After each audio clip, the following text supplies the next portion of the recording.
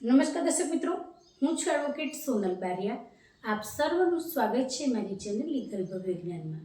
દર્શક મિત્રો, આજે આપણે જાણીશું કે જે તમે ખેતીની જમીનનું ખરીદ વેચાણ કરવા જાઓ છો તેવા સંજોગો દરમિયાન જે તે સમયે જો ખેતીની જમીનનું વેચાણ દસ્તાવેજ થઈ ગયો હોય તેમ છતાં પણ એ વેચાણ દસ્તાવેજ રદ થઈ શકે છે. તો કેવા સંજોગોમાં તે અંગેની આજે આપણે સંપૂર્ણ માહિતી મેળવીએ. તો દર્શક મિત્રો, ખેતીની જમીનની અંદર જે તે સમયે તમે જે ખેતીની જમીનનું ખરીદી કરવા જાઓ છો એવા સંજોગોમાં સૌથી પહેલાં તમારે એ વાત ધ્યાન રાખવા જેવી છે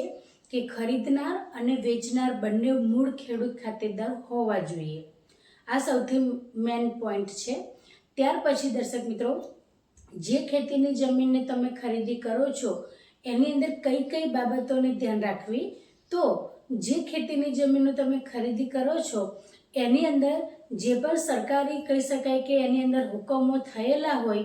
એનું જે પાલન કરવાનું છે તેનો ભંગ ન થતો હોવો જોઈએ. જેમ કે જે પણ ખેતીની જમીન છે તેની અંદર જો એ ખેતીની જમીન નવી શરતની હોય અને જે તે કલેક્ટરશ્રી પાસેથી જે મૂળ માલિક છે કે જે ખેતીની જમીન તમને વેચી રહ્યા છે તેમને પરવાનગી ન લીધેલી હોય તો આવા સંજોગો દરમિયાન તમારો જે વેચાણ દસ્તાવેજ છે એ થઈ ગયા પછી પણ રદ થઈ શકે છે. આ એક પોઈન્ટ છે. ત્યાર પછી બીજો પોઈન્ટ એ છે દર્શક મિત્રો કે જે ખેતીની જમીનનું તમે ખરીદ વેચાણ કરી રહ્યા છો તો એનો જે તે સમયે તમે કહી શકાય તેમ કે જ્યારે વેચાણ દસ્તાવેજ કરો છો તો એ ખેતીની જમીનના સાતબારની અંદર બીજા કેટલા અરજદારો છે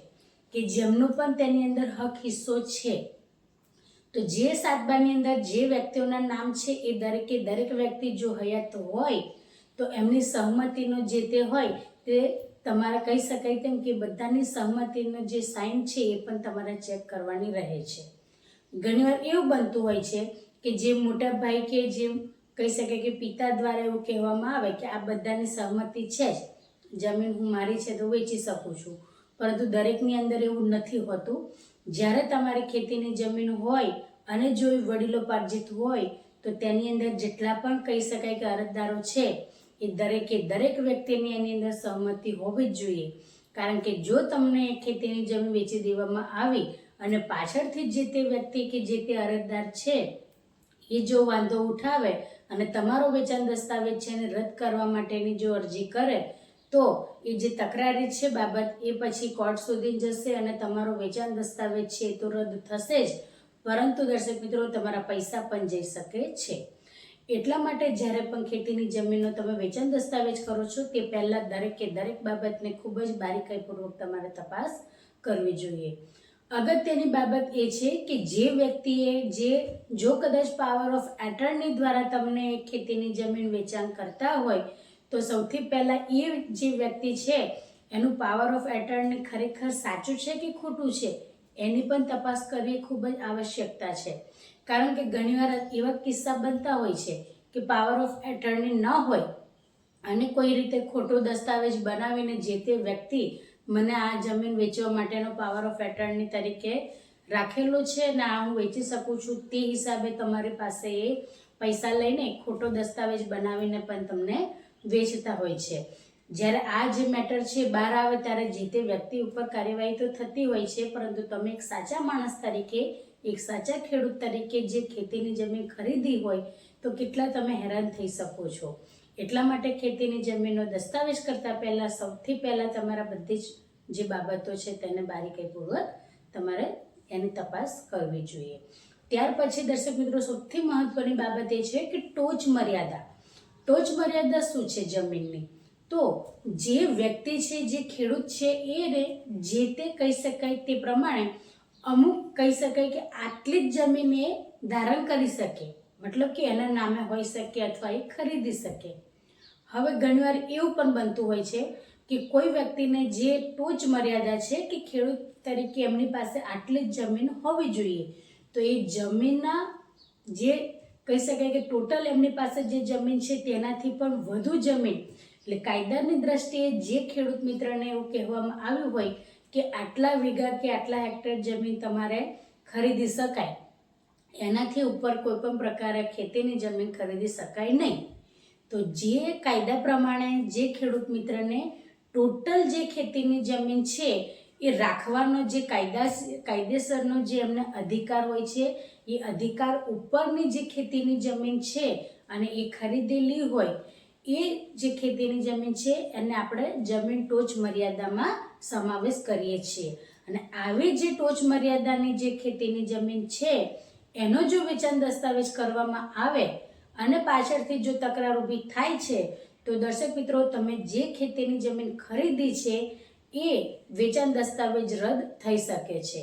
કારણ કે કાયદા પ્રમાણે તમને ઉદાહરણ દ્વારા સમજાવું કે ચલો, કાયદાની અંદર એવું કહેવામાં આવ્યું છે કે આખા ગુજરાતની અંદર જે પણ ખેડૂત મિત્રો છે એ વધારેમાં વધારે 50 વીઘા કે 100 વીઘા જમીન ખરીદી શકે, તેનાથી વધારે ન ખરીદી શકે. તો હવે 100 વીઘાનો જો કદાચ નિયમ હોય તો 100 વીઘાથી ઉપર એમને 101, 102 હોય તો એ જે 101, 102 જે પણ છે સર્વે નંબરો જે વીઘા છે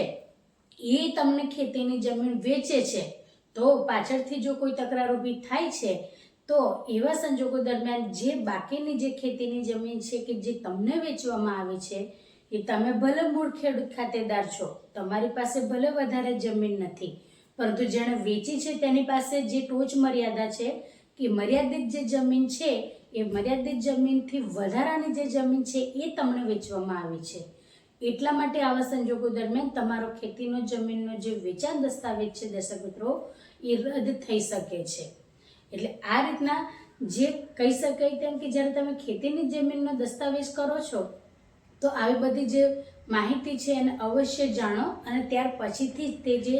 ખેતીની જમીન છે તેનું ખરીદ વેચાણ કરવું જોઈએ. અને મૂળ માલિક છે કે નહીં એ તો પહેલું જ જોવાનું છે, પરંતુ આ જે ટોચ મર્યાદા છે એ ઘણા બધા કિસ્સાઓની અંદર કેસ સામે આવેલા છે કે જે તે ખેડૂત મિત્ર છે તેમની પાસે ટોચ મર્યાદાની જે જમીન હોય, એટલે જે ખેડૂત પાસે દર્શક મિત્રો જે કાયદા પ્રમાણે જેટલી જમીન રાખવાનો અધિકાર હોય તેનાથી ઉપરની જે જમીનો હોય છે એ પછી વેચી દેતા હોય છે. એટલે એ જે વેચેલી જે જમીન છે એ જે તે ખેડૂત મિત્રનો દસ્તાવેજ થયા પછી પણ રદ થઈ શકે છે. અને બીજી વાત એ છે કે તમારો જે વેચાણ દસ્તાવેજ છે રદ થયા પછી એ જમીન મૂળ માલિકને નથી મળતી, એ સરકાર હસ્તક થઈ જાય છે. કારણ કે જ્યારે ટોચ મર્યાદાને તમે ઉલ્લંઘો ત્યારે બાકીની જે પણ ખેતીની જમીન છે એ પછી શ્રી સરકાર થઈ જાય છે. એ ન ખરીદનાર વાપરી શકે કે ન વેચનાર વાપરી શકે, આવો છે કાયદો. એટલા માટે દર્શક મિત્રો, ખેતીની જમીનની વખતે જ્યારે ખરીદી કરો તે વખતે તમારા ડોક્યુમેન્ટ તો અવશ્ય તપાસવા જ જોઈએ. જો તેની અંદર કોઈ વ્યક્તિ 7/12ની અંદર નામ છે અને અવસાન પામ્યું હોય અને તેમની વારસાઈ દ્વારા કોઈ પણ વ્યક્તિ જે એમના વારસદારો છે તેમના જો નામ દાખલ કરવામાં ન આવેલા હોય અને જે તે કહી શકે કે ખેતીની જે જમીન વેચનાર વ્યક્તિ છે એમના દ્વારા એવું કહેવામાં આવે કે આ જે વ્યક્તિ છે અવસાન પામેલા છે અને અપરિણિત છે, આ રીતના ખોટા બહાના કાઢે તો પણ દર્શક મિત્રો, જો ખેતીની જમીનની અંદર જે વ્યક્તિનું નામ હોય અને જો તમને એવું કહેવામાં આવે કે આ વ્યક્તિના કોઈ વારસદાર નથી અને આ વ્યક્તિ અપરિણિત છે, તો આવા સંજોગો દરમિયાન પણ એ જે હકીકત છે એને તમારે તપાસવી જોઈએ અને પછીથી જ આવી ખેતીની જમીનનો ખરીદ કરવું જોઈએ. તો દર્શક મિત્રો, આ જ રીતના ઇન્ફોર્મેટિવ વિડીયો હું મારા ચેનલના માધ્યમથી તમારી સમક્ષ રજૂ કરતી રહું છું. જો તમને વિડીયો સારો લાગ્યો હોય તો તેને લાઈક કરજો, શેર કરજો અને ચેનલને સબસ્ક્રાઈબ કરજો. જય હિન્દ, જય ભારત.